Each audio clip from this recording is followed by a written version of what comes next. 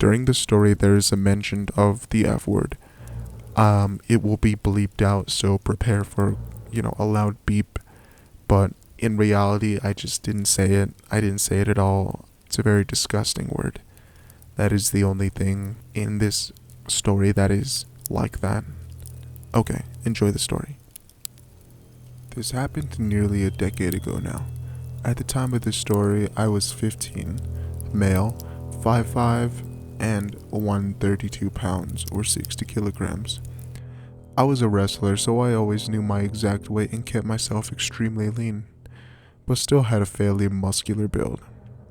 I lived in a fairly small town of 50 to 60k people, and in my off-scene I did whatever I could to be somewhat active and outside.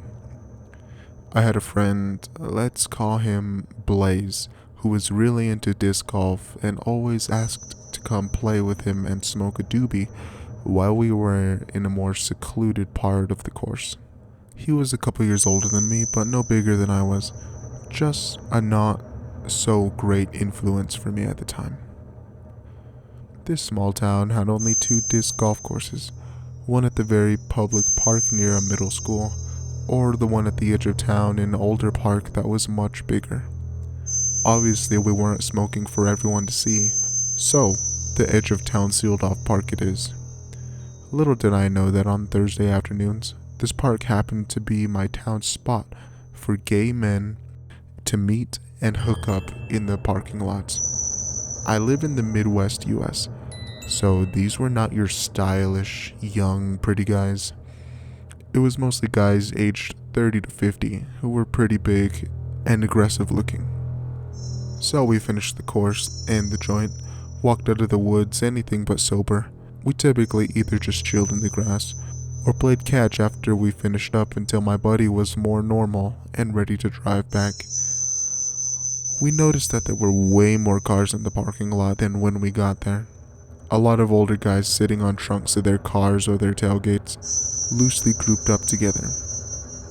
This very large, hairy man in a tank top and his tall, thin friend dressed like a biker gang member started to do the wolf whistle towards me and my friend. I got pretty uncomfortable, not because gay men were whistling at me, but because we had walked in their direction and I could feel the eyes of way more guys on me than I wanted. For a testosterone-filled, weight room junkie teenager, I did not feel safe here knowing that there were at least 30 guys in this group I could see in my peripheral, that a fairly large portion were eyeing us closely as we walked towards the parking lot. I'll make it clear, I am not a fighter, and I would never intend to hurt anyone aside from self-defense, but I was definitely confident in myself to hold someone off. Us two were just outnumbered and not in a sober state of mind, so anxiety made things much worse.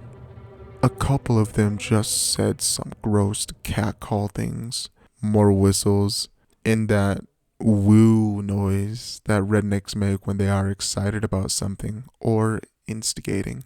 I'm not gonna do the whole thing. I think they had the idea that we were some of the people they met online and were coming to meet up.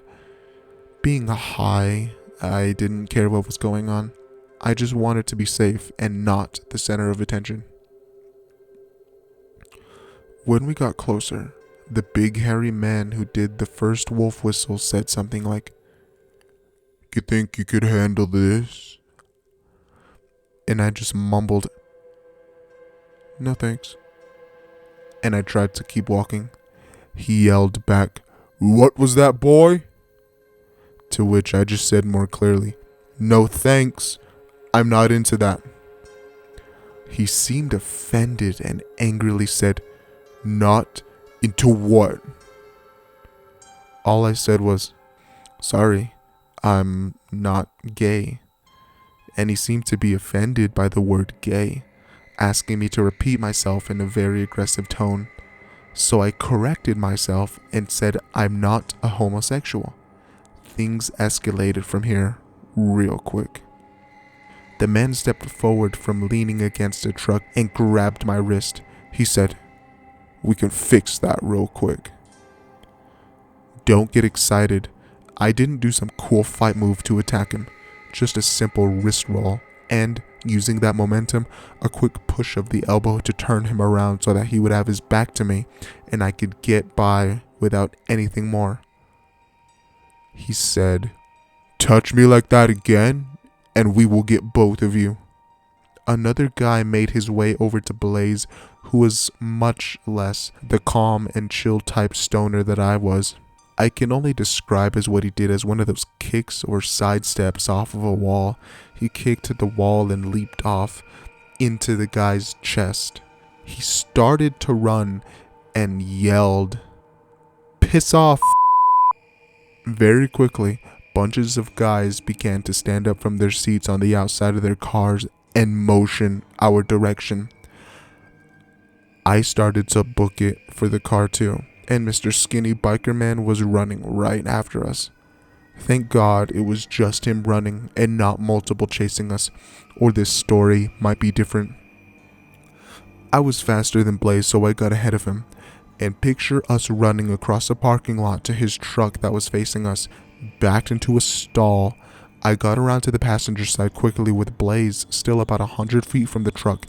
He tried to cut to the right and make it to the driver's side of his little S10, but Skinny cut him off and sent him to the left passenger side. I ran around to the back of the truck as fast as I could to the driver door, and Blaze slid his keys across the roof to me. I hopped in, well aware that I did not want to be driving right now in this state of mind, much less in such a crazy situation, and even more less someone else's vehicle. Still without thinking, I started it and skirted out of the parking lot while Skinny banged on the bed of our truck chasing. That is not the end. A truck and a car are on their way right behind me. Skinny jumped into a car and was in the back, and the chase began. Terrified and still high, I cut through the grass of the parking lot to the main road more quickly, thinking I would lose them that way. These guys raced over to the speed bumps and around the bends in the park road right up to the main road, and they were driving so fast I would have gotten T-boned if I didn't smash the pedal to the floor at the right time. I'm so stressed I started silently crying while driving, thinking of how horrible the possibilities could be. Contact wearers know that when your eyes are dry, then they rapidly get moist. Contacts tend to drift a bit until they find their place again. This is definitely not ideal for someone with awful vision driving twice the speed limit down the road in the middle of town. So I started turning down residential streets and weaving in and out, being tapped on the shoulder by Blaze to keep up my speed up because the two were still right on my rear bumper. I even made some risky U-turns and they followed right along. This chase lasted over 10 minutes of me frantically driving through the main streets, residential, back alleys, and everything I could try to get away. I was so scared, but the best case scenario ended us obtaining a permanent record for DUI at the ripe age of 15. Luckily, a stroke of luck and a surprisingly quick reflex came to my aid. Blaze yelled, "Cop!" and pointed to the parking lot to our left. There was a police cruiser probably just waiting to catch someone speeding or running red lights in the semi-busy road we ended up on. I whipped it into the parking lot and parked a couple stalls down from the cop. The truck prepared to turn but stopped in the middle of the road so quickly once he realized what was going on that the car following him had to swerve and popped a curb, catching the officer's attention. He backed out and the two vehicles split different ways and were right out of sight before he got out of the parking lot. I never went back to that part any other time than the mornings after that. I'm so thankful that nothing bad came of the incident and we made it out completely unscathed. No idea what they would have done, but people engaging teenagers in a car chase would not have good intentions in my mind. It was my first time in my life being sexually harassed too. You would think being in a car chase might be fun or exciting, but I felt so powerless and like I had no control. Like nothing I could do would get away from these guys, and it would simultaneously probably get me arrested.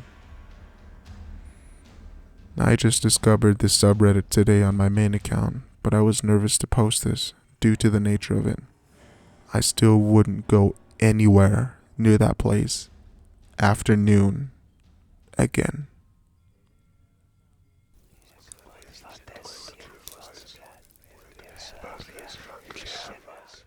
At first, I wasn't going to share this story, but now I'm more over the situation. Before we start, judge me all you want, but I know I can be a bit stupid. It's only because I don't like to force myself to live on the edge because of the sick people in this world. I live my life as freely and fearlessly as I possibly can. At the time of this story, I was only 23. My birthday just passed on the 29th of November, making me 24 now. I'm only 5'2" and around 170 to 180 pounds. I'm strong enough to help move furniture, but not strong enough to defend myself the way I would like.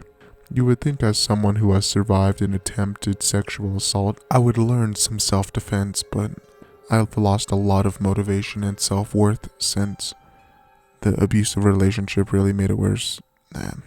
That's besides the point. So, to start, I won't get into the major details, but I had just moved to Jackson, Tennessee from Miami, Florida, because I had just gotten out of an extremely physically, emotionally, and mentally abusive relationship that lasted 3 years.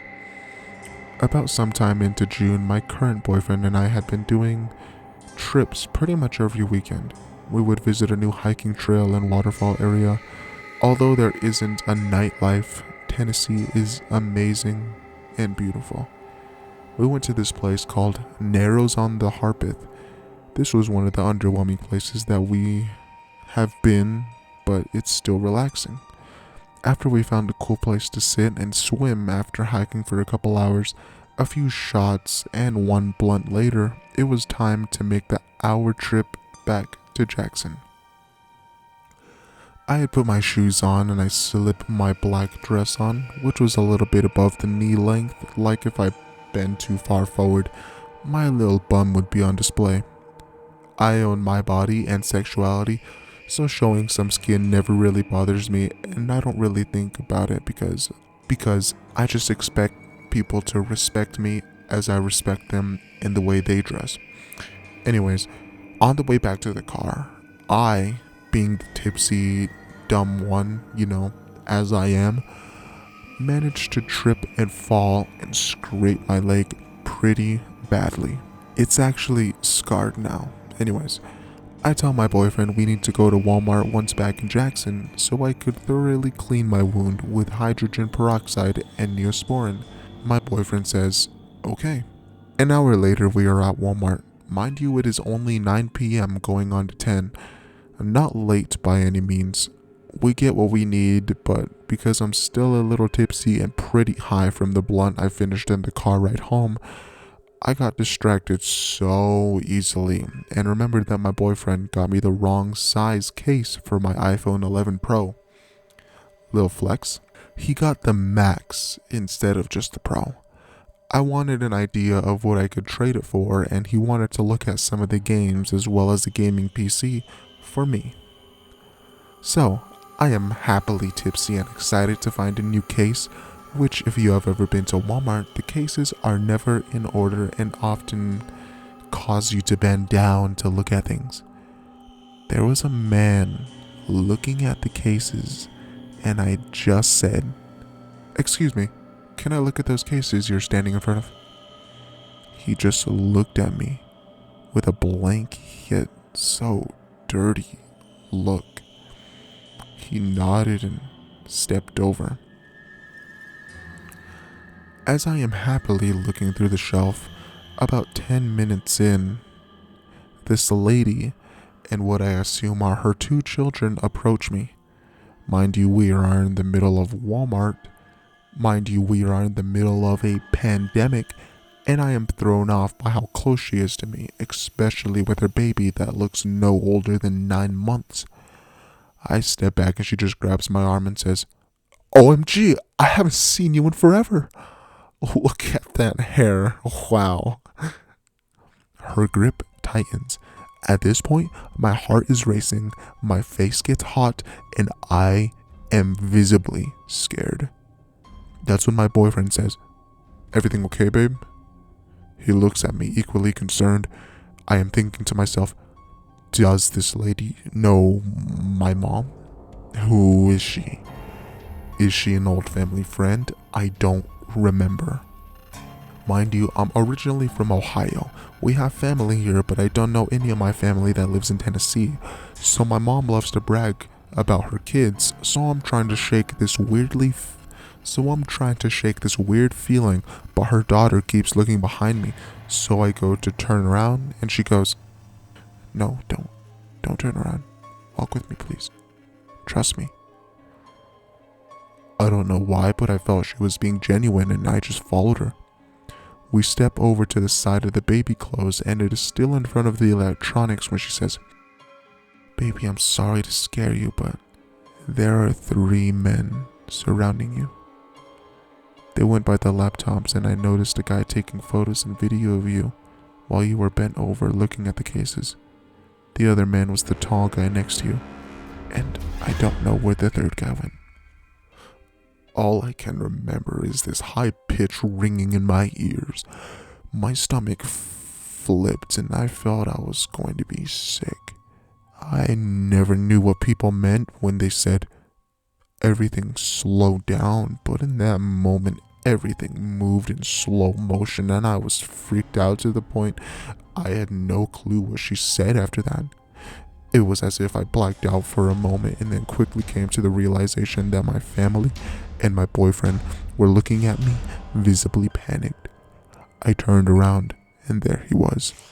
He is Hispanic, shorter than me, and maybe about 5'1", but he is very much built, also looked to be about 40.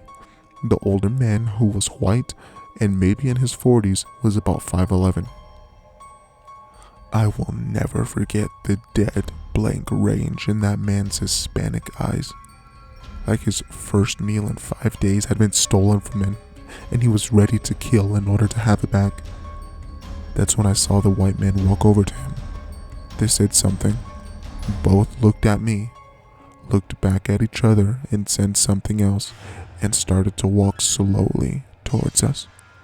At that point, we were all turned and headed for the registers. That's when I thanked my lucky stars because there were about 3 cops at the front of the store. By the time I rudely pushed people out of the way to get to the self-checkout, with tears in my eyes and frantically repeating excuses to anyone who got in front of me, I looked back and saw them just standing there, but with the 3rd guy this time. My heart sank and I wanted to pass out at that moment. I guess it just looked like I was going up to the cops because they hightailed it once they saw me get close to the cops. Me being high and being a black woman, I wasn't going to chance the cops turning this around on me because I was simply stoned and tipsy.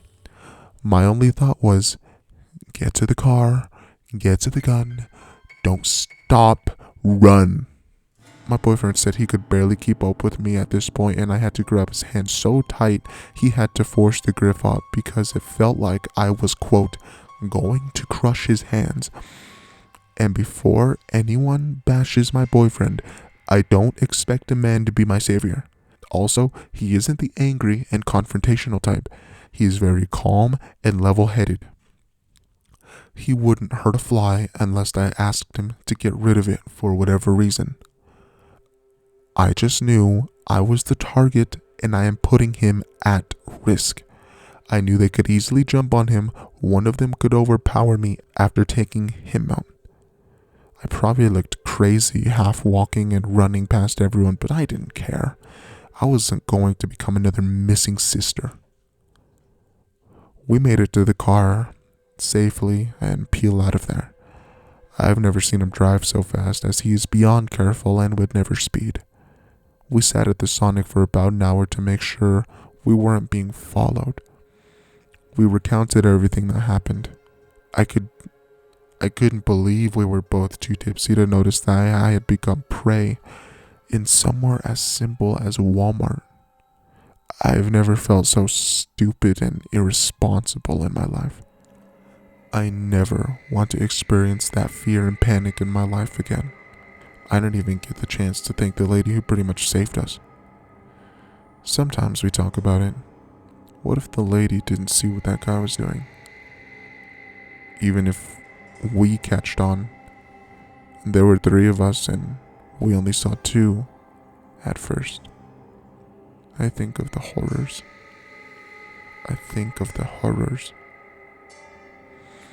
That night, I had a nightmare that the men attacked us in the parking lot. The creepiest part of the dream was the 3rd man shoved me in the trunk, and I went to look at his face, and all I could see was a featureless face. I woke up in tears that night, realizing I didn't get a clear look of the 3rd guy's face. It took me nearly a month to enter a Walmart again, since I have moved states and I have only been to Walmart once since moving there. So, to the creepy men who stalked me, upskirted me, and basically followed me when they knew I was around other people, I genuinely hope we never meet again, because the gun I carry on my person now has 3 beautiful halos that would enjoy meeting you all.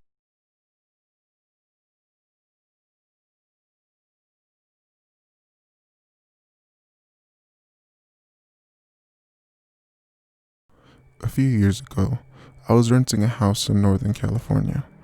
The neighborhood was just outside the suburbs. It seemed like the perfect balance of having space and having nice neighbors close enough not to feel isolated. The area had no streetlights, so it was very dark at night, especially if there were clouds blocking the moonlight. It didn't bother me though. It made my little house feel more quaint on dark nights. I got home from work one day in midwinter. It was a cloudy night, so pulling up to my house, I saw only what my headlights and front porch illuminated. When I got out of the car, I caught a whiff of cigarette smoke. That was odd, as I had never smelled that before around the house, and I didn't see anyone nearby, so I ignored it and went inside. I had just got off a shift with a few hours of overtime, so I felt pretty tired. Even though it wasn't even 7 yet, I decided to take a shower and call it a night. I woke up sometime later that I had heard some noise inside my house. I wasn't worried right away because my friend would sometimes stop by and use the shower after work on his way to his night classes. I even gave him a spare key so he could stop by even if I wasn't home. He would always text me to let me know beforehand though, and I hadn't heard my phone go off. I reached over to my bedside table and picked up my cell phone to see if my friend had sent me a text. The bright light from my phone screen and number pad blinded me. These were the days before phones had a light sensor that would dim the screen in the dark, and this particular phone was so bright I could use it as a flashlight. Through squinted eyes, I could make out that it was 9 something, but I couldn't tell if I had an unread text or not. I set my phone aside and called out my friend's name. There were a couple seconds of silence before I heard loud footsteps as someone started running through the bottom floor of my house. I leapt out of bed and ran to the closet. They were already up the stairs by the time I had opened this door and stepped inside. The house had 3 rooms upstairs, 2 bedrooms on either side of the hallway.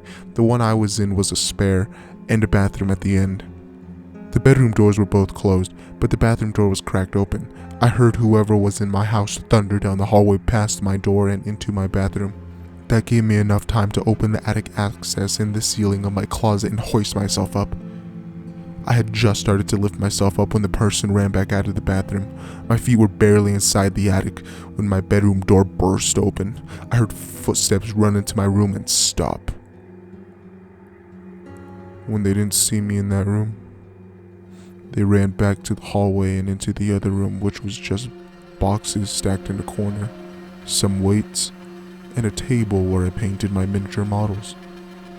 I guess they decided that if someone were hiding, it would be in the bedroom, because they charged back into my room and turned on the light. A moment later, the closet door was ripped open. I was crouched in my attic just a foot away or so from the access, so I could try to stop them if they started to climb up. From my vantage point, all I could see was from their knee down. They were wearing dirty blue jeans and frayed cuffs and worn work boots. After a few seconds of looking in the closet, they stepped away, and I heard a loud crash come from my room, followed by a scream of frustration and anger. That scream was the most unnerving part of the incident for me. It reminded me far too much of my stepfather, who would scream in a similar way when he lost his temper. He would eventually be put in a mental hospital for severe mental disorders that resulted in erratic and violent tendencies. The man in my house ran back down the stairs. I heard crashes and clatters as things were thrown around and furniture was knocked over. I stayed crouched in the attic and had left my cell phone when I ran for the closet. I wasn't certain I could climb down without him hearing. After some time, the noises stopped. I started counting slowly. When I reached 1,000, I decided it was safe enough to climb down and call the police. The first thing I noticed when I exited the closet was the intruder had flipped my bed over, I assume in an attempt to find me. That was the loud noise I had heard after he stepped away from the closet. I couldn't find my cell phone, so I went to the landline by the bed and called the police. I waited in my room until I heard them call out from downstairs. The first floor was a mess, but I had expected that. Chairs had been knocked over, the sofa had been flipped, all the books, pictures, and knickknacks I had on my shelves were strewn across the floor. The cupboards in the kitchen had been opened and all the boxes and canned foods had been thrown on the ground. As far as I could tell though, the only thing missing was a single knife out of the wooden block in my kitchen. The police checked the house from top to bottom. They found that the side door had been forced open by something like a crowbar. They had also found a few cigarette butts along my fence line, with some foil and an empty pen tube which the police said was often used to smoke meth. So they think he had been watching my house for a while. I realized that he must have been out there smoking a cigarette when I got home. They collected up the evidence and told me I should stay with the family or friends to that night and get that door fixed as soon as possible. I opted just to not sleep. I moved a shelf over to block the broken door and spent the next couple hours cleaning up. I would often go to the window with a flashlight and shine it along the fence line where the police found the cigarette butts and foil, but I didn't see anything. The next day I called to have the door fixed and motion lights installed at the back and sides of my house. I ran a phone cable up to the attic and added a landline. I never wanted to be stuck up there without a phone again. Nothing else happened in that house though. I lived there another 3 years without incident. I try not to think about what would have happened if I had been a bit slower getting into the attic, or if he hadn't gone into the bathroom at the end of the hall first.